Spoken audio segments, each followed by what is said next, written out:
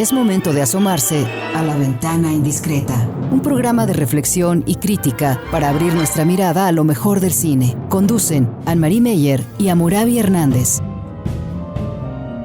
La Ventana Indiscreta. Iniciamos.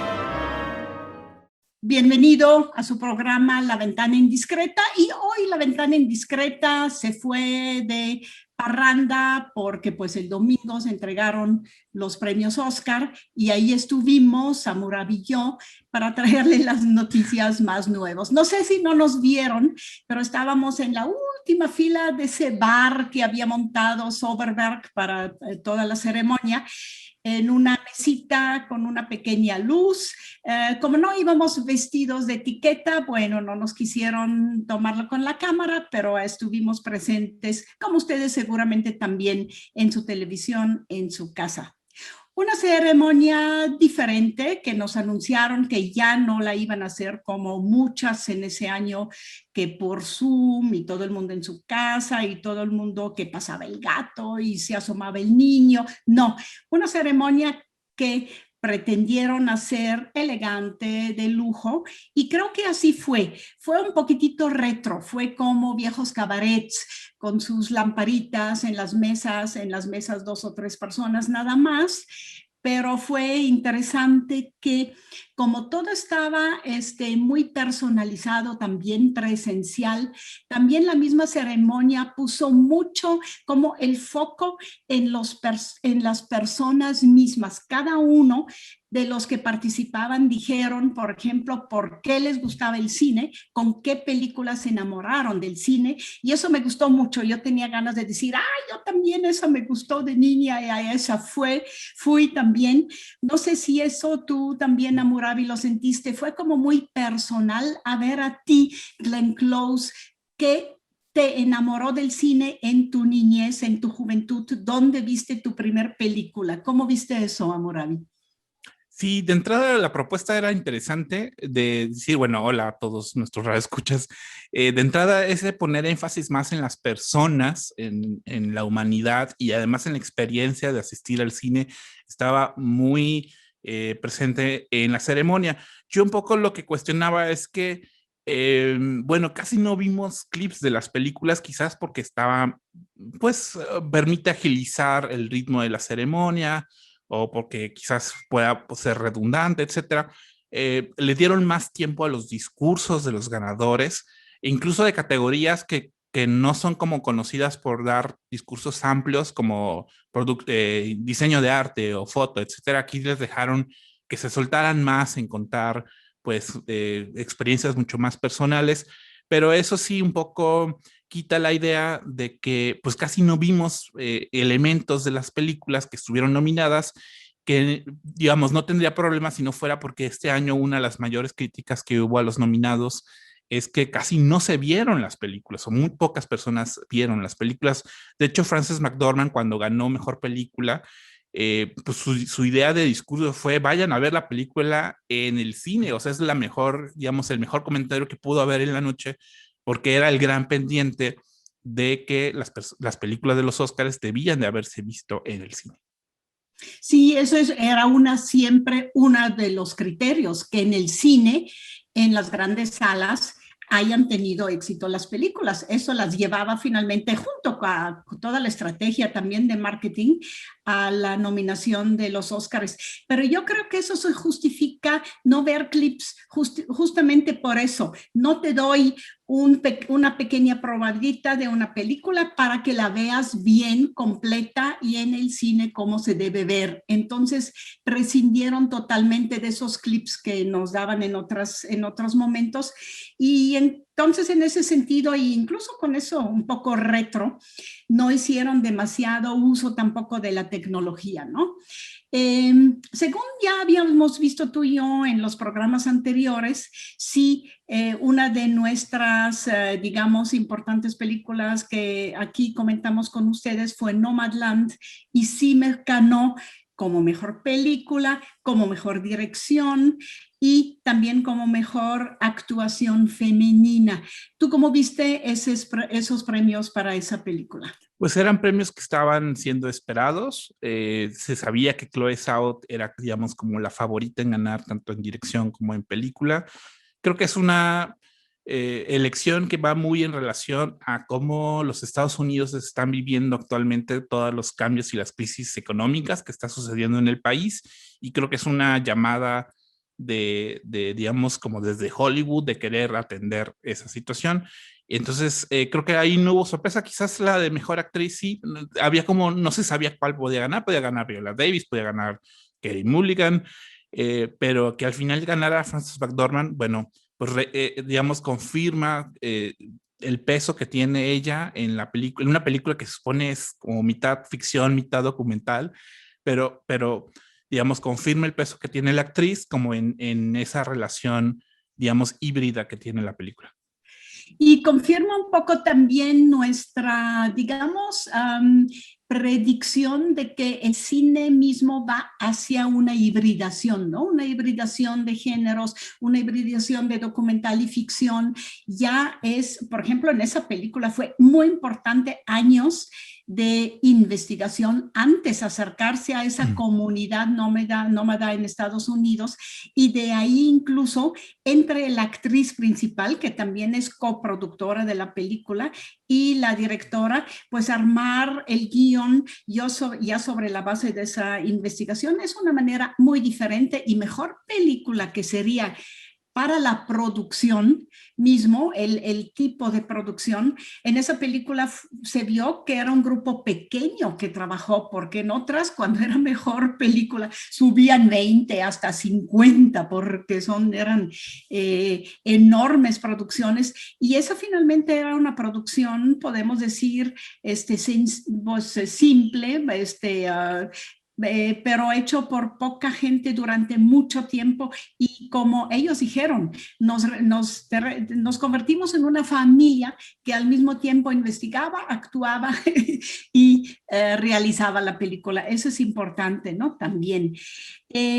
Hopkins como padre, yo también, Anthony Hopkins, yo sí le iba más a esa película, incluso se me hizo una película muy, muy interesante sobre un tema difícil. Y lo de Anthony Hopkins a mí sí me gustó mucho que ganara para la película El Padre, ¿no? Sí, creo que como el gran cambio, el gran tema que después de la ceremonia se habló, fue que la categoría de mejor película no cerrara la ceremonia, sino que cerró con mejor actor, sí, o con las categorías de actores principales, probablemente porque había la expectativa de que mejor actor se lo iba a llevar Boseman, que es este actor afroamericano que falleció el año pasado, y como que se iba a cerrar la ceremonia con este momento emotivo, y terminó ganando Anthony Hopkins, que el discurso, digamos, previo a los Oscars es que era como el que merecía realmente ganar, porque era como la mejor presencia en una película. Y digo, no estuvo en la ceremonia porque pues él es galés, él estaba en Reino Unido, que son las 4 de la mañana, es un señor ya de 80 y tantos años y obviamente pues no iba a poder estar en vivo en la ceremonia, pero creo que sí refuerza tanto el premio actor como al guión adaptado, lo importante que fue Hopkins para la película, para que se pudiera hacer además en una versión anglosajona de la película, porque es una adaptación de una obra francesa. Y obviamente, pues sí, era como nuestra apuesta que ganara mejor actor. La verdad es que está increíble, ¿no? O sea, de verdad es la película Anthony Hopkins en El Padre. Yo creo que eso también se resaltó al poner digamos, el centro de atención sobre las personas y los personajes, varias nacionalidades, ¿no? Por ejemplo, el danés que ganó para edición, él dijo, yo soy danés, hablo mal el inglés. La última ronda también para una película danesa, aquí Anthony Hopkins como no norteamericano, se trató también de dar como ¿qué te diré? Una visión panorámica más general sobre lo que en el mundo se está trabajando en el cine, y no tanto sobre Hollywood, porque Hollywood en esa pandemia estuvo casi ausente, ¿no? También. Sí, o incluso que ganara, de nuevo, reforzar esta idea que Jeon Ju-young ganara mejor actriz de reparto por esta película de Minari, que los coreanos todavía tuvieran presencia, volver a ver a Bong Joon-ho, el director de Parásitos, de nuevo en la ceremonia anunciando al mejor director. Creo que un poco habla de esta apuesta de los Óscares por ser un evento mucho más global, mucho más internacional, y que los quienes ganen y quienes estén nominados justamente respondan a esta idea mucho más global del cine, porque finalmente pues lo que se está queriendo reforzar es de nuevo esta necesidad de que la audiencia vaya al cine, ¿no? Y finalmente esos Claro. mercados son globales, son internacionales, y por eso esa apuesta en una ceremonia como la de los Óscares. Y México, que había ganado los últimos Óscares por mejor película, mejor dirección, ahora ahí la presencia de mejor sonido fue muy importante, ¿no? The Sound of Metal para mí fue de las mejores películas de ese año, además, y que ahí Jaime Bach y Carlos Cortés y Michel Courtalec tuvieron su presencia en el sonido, no en la composición de la música, sino en cómo trabajaron el sonido a nivel narrativo en esa película, que fue una maravilla, y ellos dijeron que mucha parte de eso lo hicieron en México, en su estudio, y entonces eso me parece también una manera de darle acento o poner el acento sobre otro tipo de trabajos de lenguaje cinematográfico. No, qué gusto que haya ganado. Además es una película donde de verdad toda la exploración del sonido está muy bien hecha en esa película. Yo sigo diciendo, ¿por qué no la vi como en cines? Porque de verdad te envuelve, te confunde, te distorsiona toda tu dimensión, digamos, de dónde estás a partir de todas esas distorsiones y todos esos cambios, esas modulaciones que hay en el sonido en la película.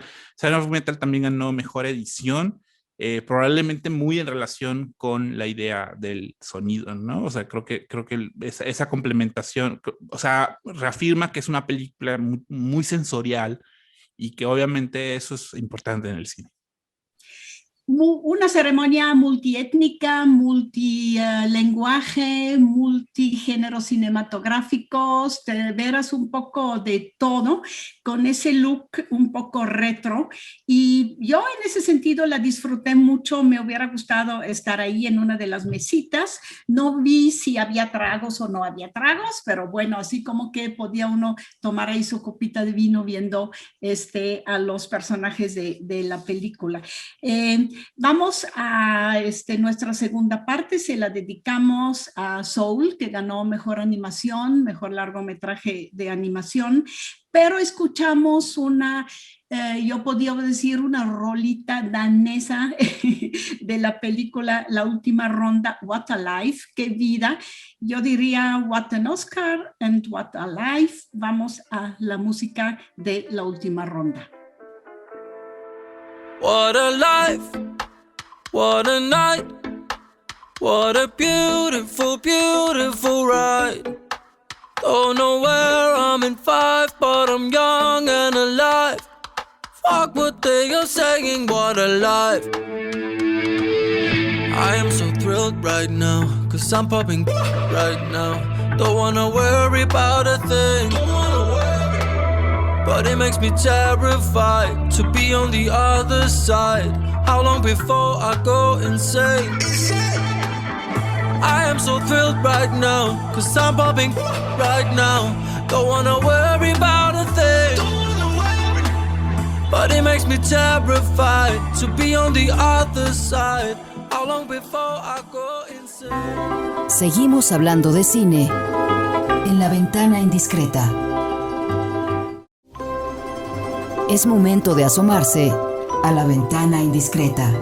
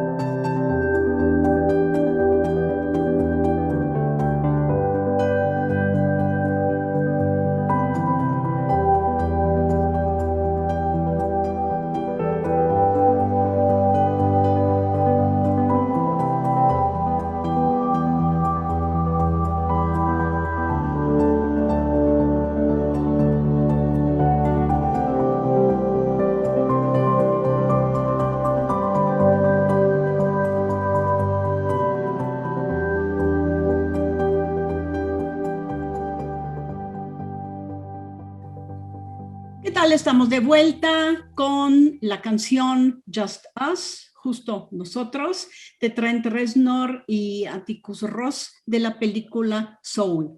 Y justamente vamos a entrar a Soul, al alma. Soul, un género musical de Estados Unidos que pues le dio la vuelta al mundo y sigue siendo muy, muy popular en ciertas comunidades. La película Soul nos interesó porque también nos interesa la animación. La animación que yo hasta México aprendí que así se puede llamar, porque en Suiza le decimos el cine de truco, trick film, truco, porque realmente no hay una cámara que se supone con sus 24 segundos fotogramas que hace, no simula el movimiento, sino que el movimiento se simula frente a la cámara. Es otra manera de hacer cine. A mí me parece el cine más puro en ese sentido porque se crea todo. Se puede tomar un objeto, claro, pero ese objeto es un objeto muerto y le damos ánimo, le ponemos un ánima, le damos movimiento y le damos vida a través de manipular, por ejemplo, el objeto y con las tomas de la cámara para que después se vea que el objeto se mueve. Así podemos animar cualquier cosa. Puedo animar mi lápiz que tengo frente a mí, el micrófono que tengo frente a mí, los muñecos que ahí tengo guardados. Todo se puede animar, pero también se puede hacer todo artificialmente. Por ejemplo, a través de dibujos, como los conocemos de las caricaturas les decimos caricaturas de Disney, o se puede hacer en ese momento ya de manera digital. Y ahí es interesantísimo en la animación siempre ver cómo la tecnología tiene influencia en el estilo, en el arte, incluso en los temas, e incluso cómo los temas también tienen que buscar o recurrir a nuevas tecnologías.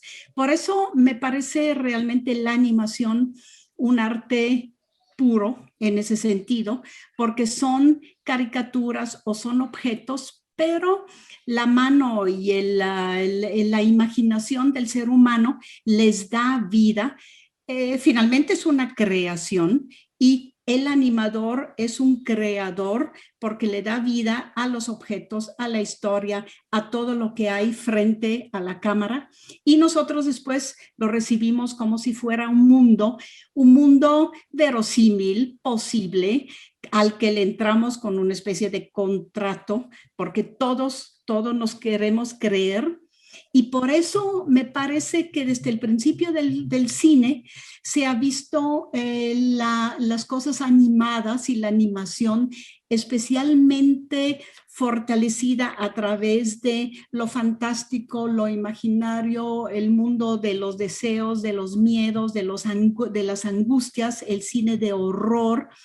Y en la animación podemos tocar todos los temas, pero sí el tema, por ejemplo, de la vida y la muerte son unos de los temas, son temas preferidos en la animación porque ahí está una, digamos, pregunta existencial del ser humano que la animación puede contestar o por lo menos abordar.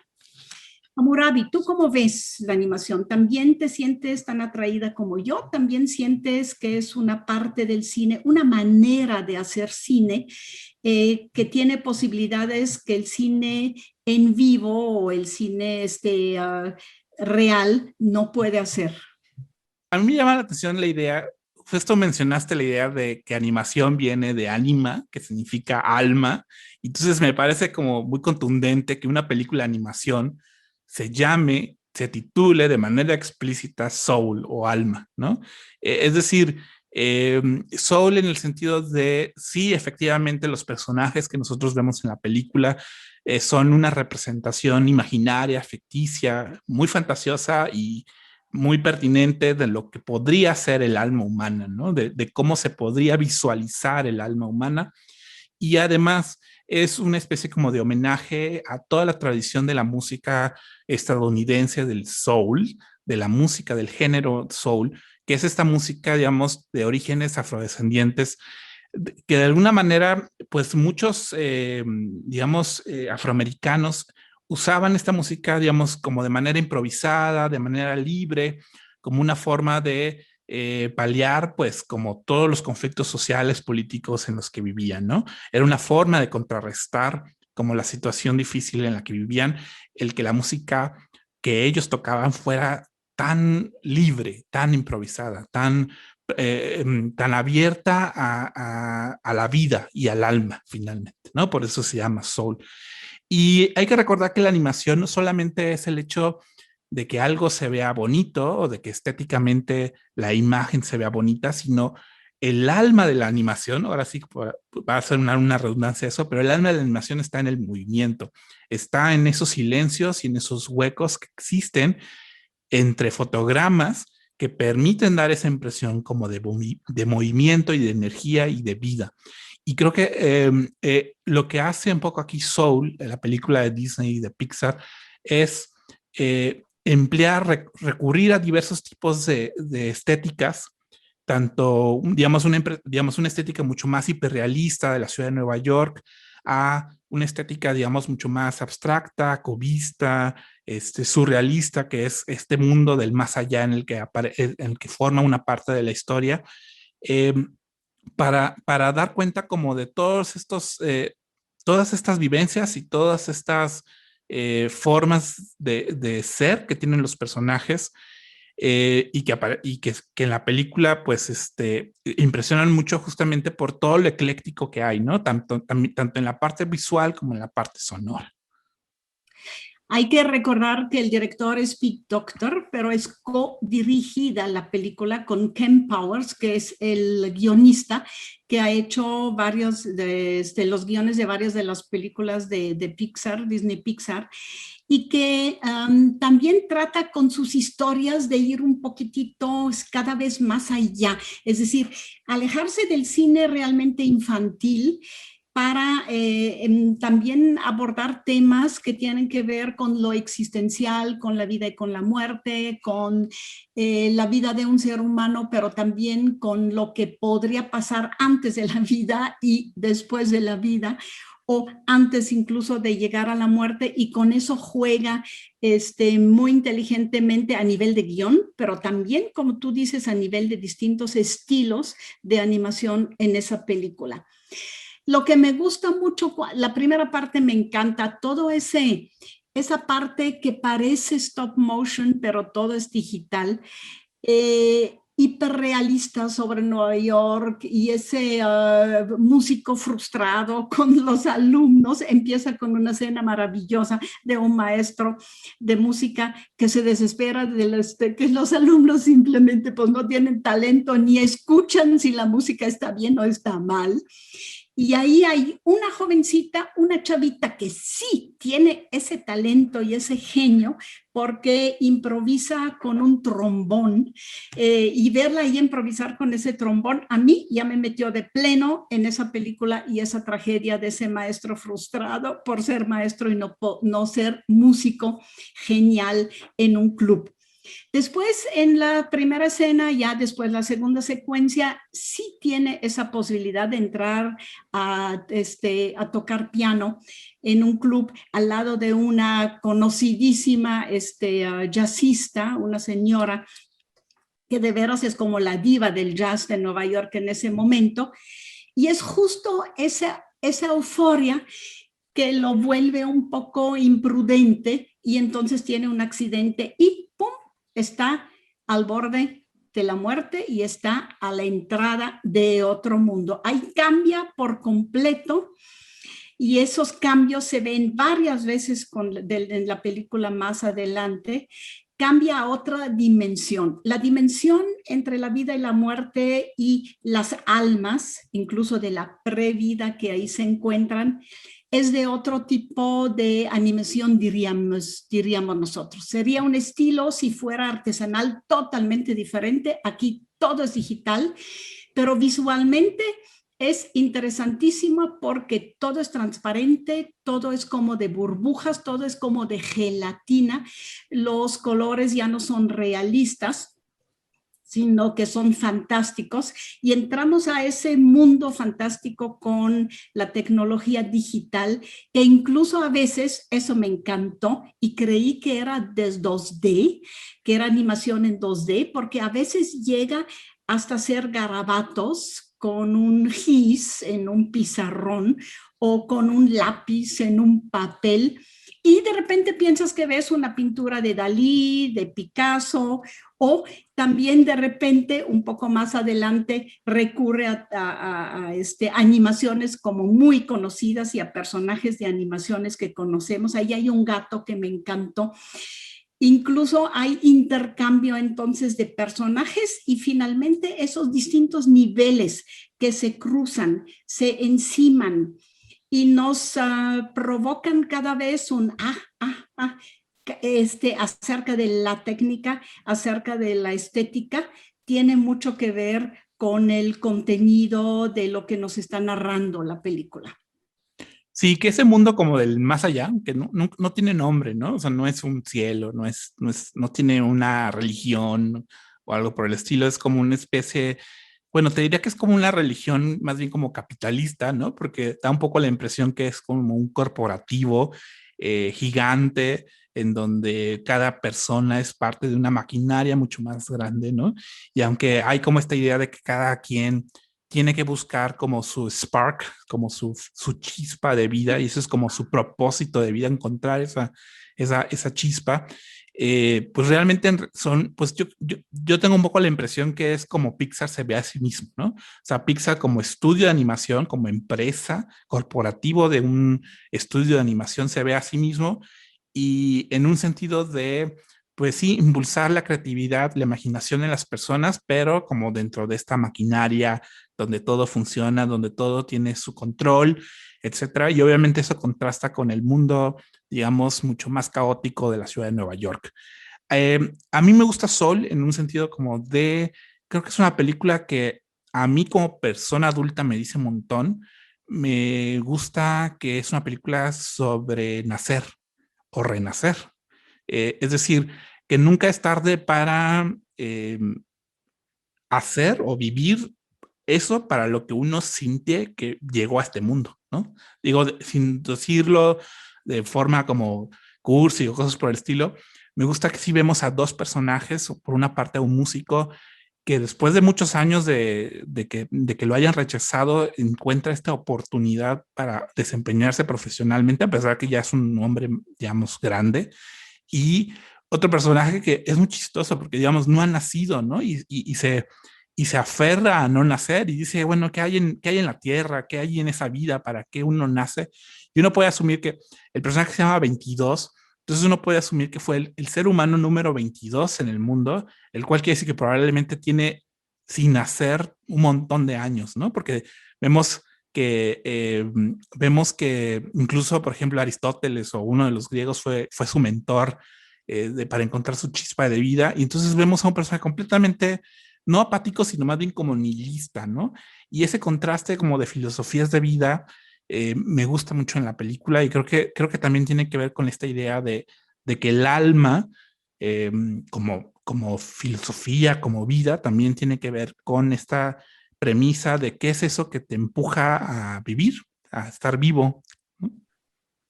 Y sí, como tú dices, sí está impregnado un poco, pero de manera muy irónica también, de la cultura occidental y obviamente también de Estados Unidos, ¿no? También porque aparte de que es como una especie de empresa, también se empuja mucho, tienes que tener tu objetivo en la vida, tienes que realizarte a lo que tú quieras, si eres buen músico, tienes que ser el mejor músico.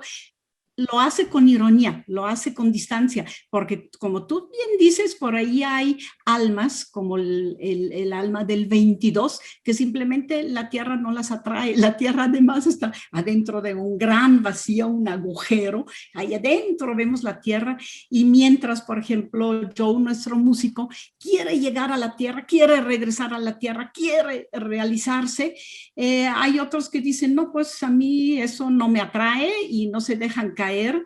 Finalmente también es una película un poco de como sentirse bien, ¿no? Lo que llaman del cine de Estados Unidos el feel good, es decir, sales de la película tranquilo, con la esperanza y un poco más filosóficos, existencial también, metafísico, sin haber tenido que profundizar mucho y sin que realmente la vida y la muerte sean dos polos distantes y un problema, sino que todo se integra en lo que la película nos propone. Finalmente es una película, yo creo que para adultos, no creo que los niños muy chiquitos la gocen, pero sí pienso que es una película que nos hace sentir bien, con esperanza y sobre todo con mucho goce artístico por las distintas estéticas donde estamos, ¿no, Amoral? También las distintas músicas.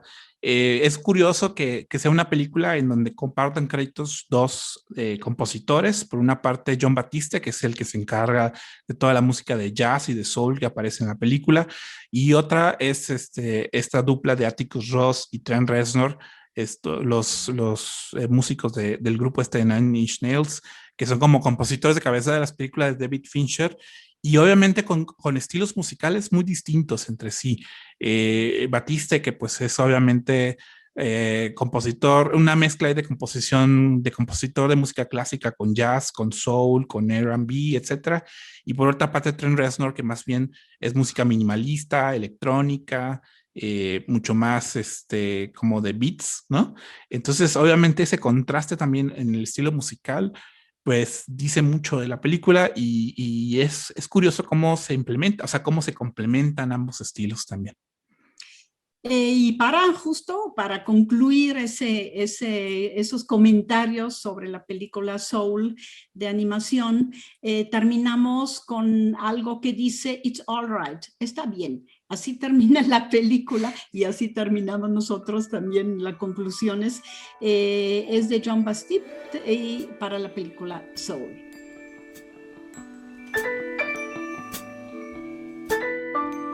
Say it's all right.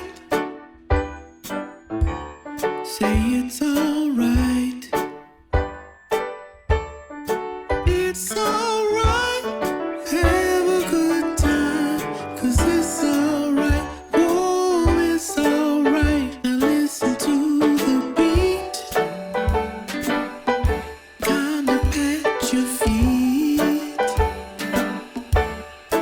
You got soul, and everybody knows that it's all right. Oh, it's all right.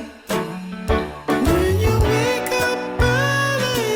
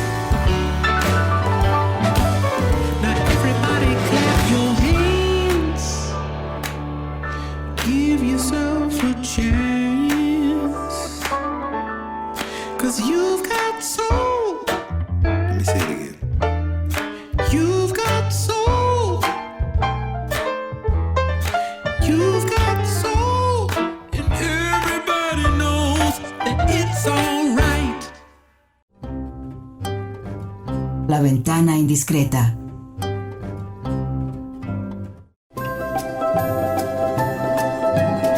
La ventana indiscreta.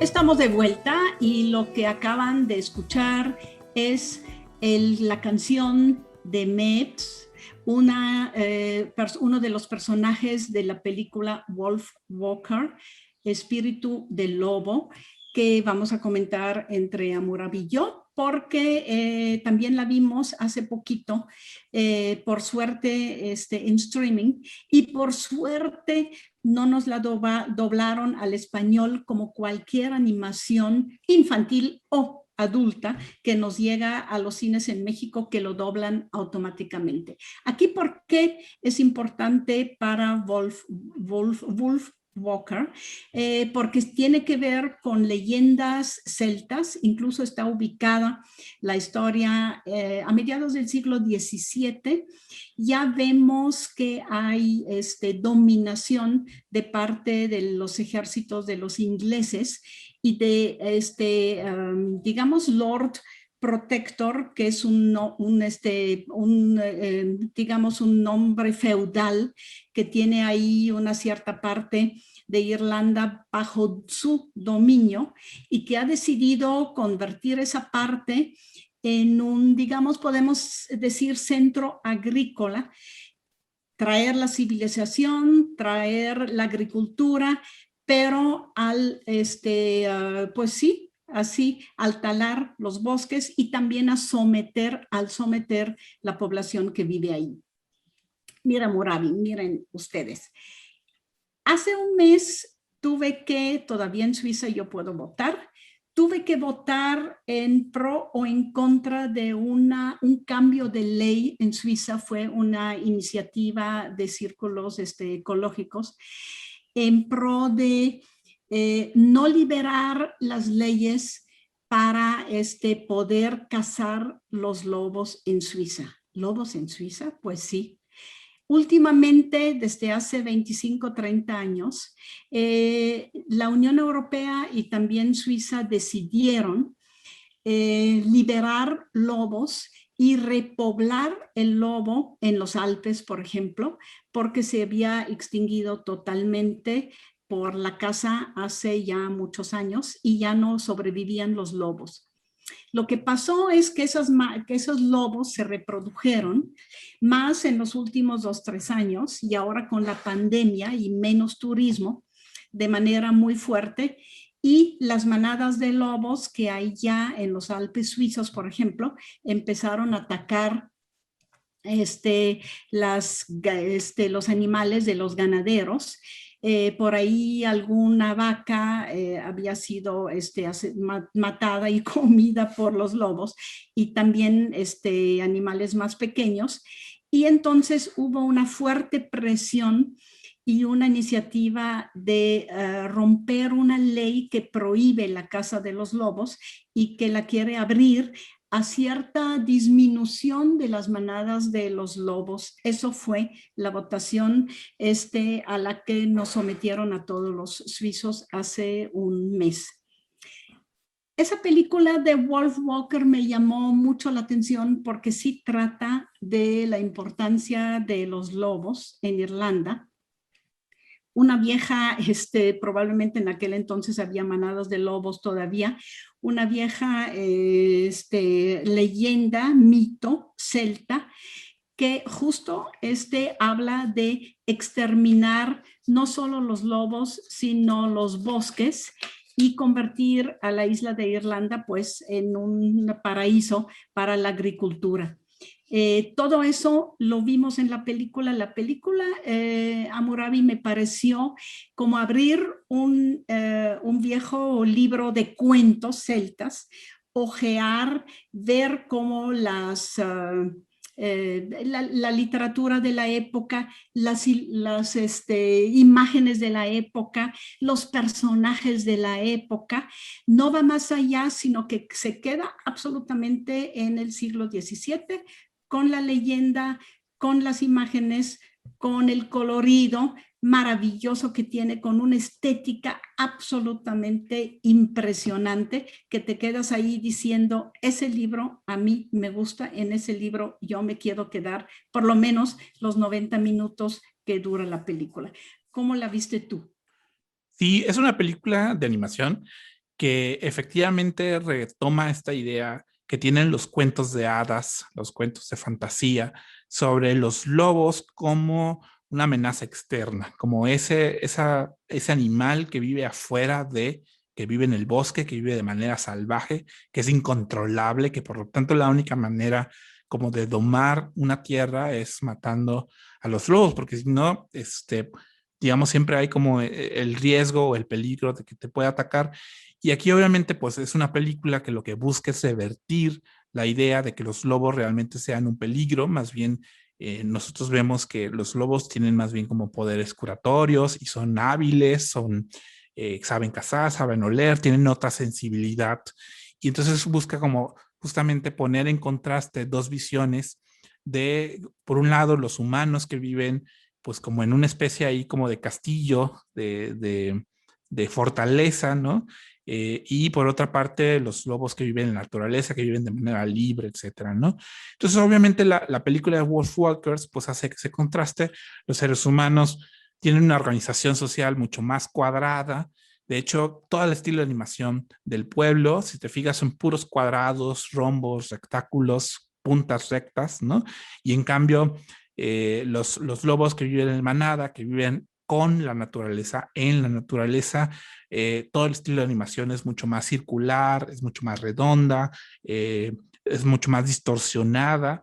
Es decir, esos contrastes en los estilos de animación, pues habla de dos mundos y por una parte, bueno, vemos como personaje protagonista una niña que con su padre, pues el padre es cazador de lobos, pero la niña descubre tempranamente que en realidad los lobos no son amenazas y vemos pues como su interés de que haya una especie ahí como de conciliación o más bien como de que los humanos no quieran matar efectivamente a los lobos porque también pues ella se hace muy amiga de una niña lobo que es un personaje muy curioso, ¿no? Y que realmente es como el personaje o el alma de la película. Mira, lo interesante de la película es que también entre lo salvaje, representado por los lobos, y la disque civilización feudal que hay en ese siglo, en Irlanda, hay como mediadores casi o sanadores o como brujos, la mujer lobo, no es tanto el hombre lobo, sino aquí es la mujer lobo, es un lobo femenino y su hija, que las dos son curadoras, las dos son lobos, pero también son seres vivos, obviamente pelirrojos, porque lo irlandés y lo escocés es pelirrojo, mientras que la niña que los descubre y al mismo tiempo de luchar contra ellos al principio y sentirse amenazada, después también se vuelve primero amiga y después también mujercita lobo. Es una niña inglesa rubia con su padre cazador y ella rompe con todos sus cánones, porque esa escena a mí me gustó mucho. El papá al principio le dice, a ver, te quedas en la cocina, incluso le pone un pañuelo y le enseña que tiene que limpiar la cocina, pero ella quiere ser cazadora y tiene una ballesta con la que sale a cazar. Y entonces obviamente... ¿Y un halcón? Sí, y tiene un halcón que le encuentra las presas y también le ayuda, la dirige, la guía. Su halconcito y la niña son maravillosos porque nos guían por toda la película con esa frescura, con esa ingenuidad, pero también con esa dureza femenina que ya tiene la pequeña niña. Como tú bien dices, lo que siempre vemos en películas o casi siempre vemos en películas infantiles es que hay los dos polos, que el bien y el mal, que el salvaje y el civilizado, que el destructor y el protector, que aquí están un poco irónicos también los títulos que les dan. Y la película entonces tiene muchas partes y partes muy largas donde toda esa belleza de la animación desde que está hecho todo a mano, está pintado sobre carteles, son pinturas maravillosas como si fuera un extenso libro de la belleza natural de Irlanda. Lo interesante es que de repente a mí me hizo perder un poquitito el rumbo, tanta persecución y tantos duelos y tanta lucha, porque sí, de repente todo se vuelve persecución, lucha entre el lado bueno y el lado malo, y la unión en el fondo de los dos mundos a través de la niña, su halcón, y también la niña de la tribu de mujeres y hombres lobo, un poquitito ya no llevó a algo más. No sé si tú así lo veas también, pero ahí donde muchos cuentos de niños se quedan, pues también esa película se quedó. Sí, creo que como cuento infantil está bien porque atrapa por su estética, por la belleza de los detalles. Tiene muchísimos detalles, los colores son muy vivos, me encantan esos verdes, esos amarillos, los rojos que hay en la película. Pero si queremos ver un conflicto o una historia que refleja un conflicto político de la relación del ser humano con la naturaleza, como que se queda un poco corto en algunas cosas, sobre todo pensando en que hay otras películas que son mucho más efectivas como en contar ese tipo de conflictos.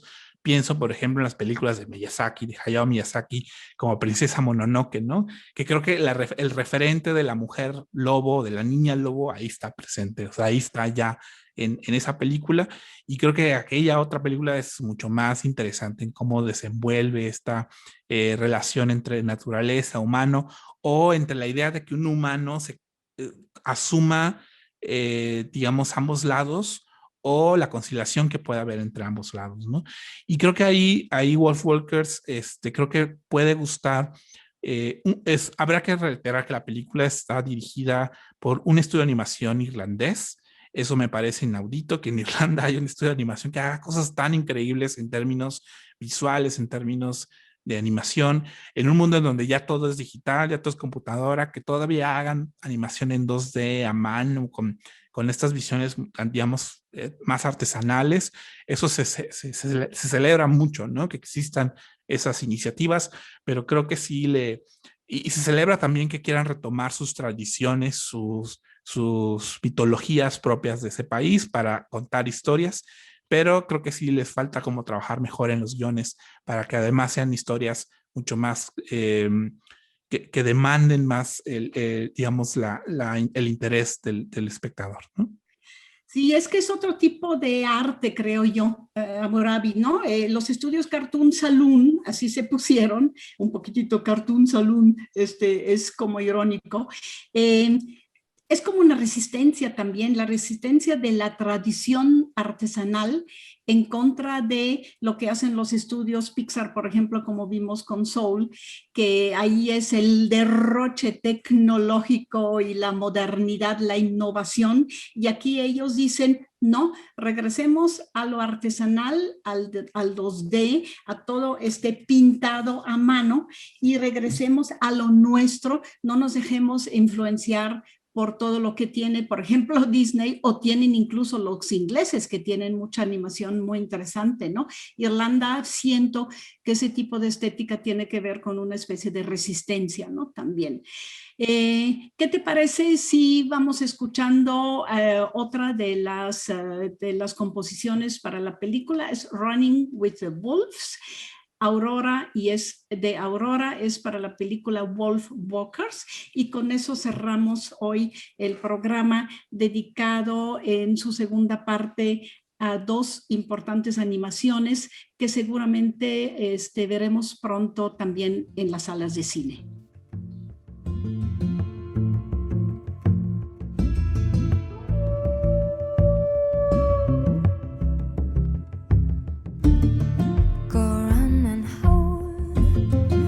Safer grounds, but don't you know we're stronger now?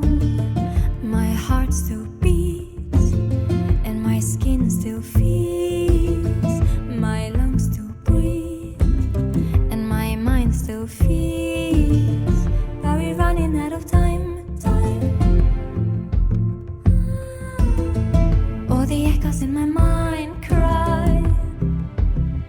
There's blood on your lies, and the sky's open wide. There is nowhere for you to hide. The hardest moon is shining. I'm running with wolves tonight. I'm running with wolves. I'm running with wolves tonight. I'm running with wolves. I'm running with them. Locked or free, what would it be? My spirit talks, I am everything, but we're running out of time. All the echoes in my mind cry. There's blood on your lies, and the sky's open wide. There is nowhere for you to hide. The hottest moon is shining. I'm running with wolves tonight. I'm running with wolves. I'm running with wolves tonight. I'm running with wolves. I'm running with them. The curse they track and hurt and let your dreams go incomplete.